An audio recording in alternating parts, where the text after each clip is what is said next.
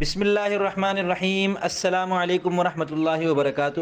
میں محمد اسامہ سرسری الفاظ قرآن کی لغوی، صرفی اور نحوی تحقیق کا سلسلہ جاری ہے۔ اعوذ باللہ من الشیطان الرجیم، بسم اللہ الرحمن الرحیم۔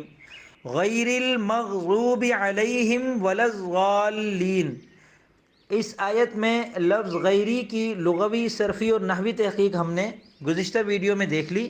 اس ویڈیو میں ہم المغضوب کی لغوی، صرفی اور نحوی تحقیق ملاحظہ کریں گے۔ المغضوب کا اردو ترجمہ ہے غضب کیا گیا۔ صرفی تحقیق کے مطابق مصدر مشتق اور جامد میں سے یہ لفظ مشتق ہے۔ صیغہ واحد مذکر، گردان اسم مفعول، 6 اقسام میں سے ثلاثی مجرد ہے۔ باب سمع یسمع، 7 اقسام صحیح۔ نحوی تحقیق کے مطابق اسم، فعل اور حرف میں سے اسم ہے، معرفہ اور نکرہ میں سے معرفہ ہے، مذکر اور مؤنث میں سے مذکر ہے، واحد تثنیہ اور جمع میں سے واحد ہے، متمکن اور غیر متمکن میں سے یہ لفظ اس میں متمکن ہے۔ پھر اس کی 16 اقسام میں سے پہلی قسم مفرد منصرف صحیح ہے۔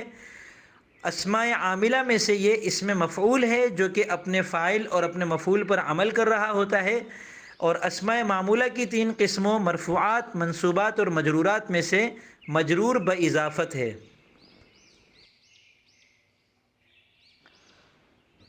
تو یہ تھی اس لفظ کی لغوی، صرفی اور نحوی تحقیق۔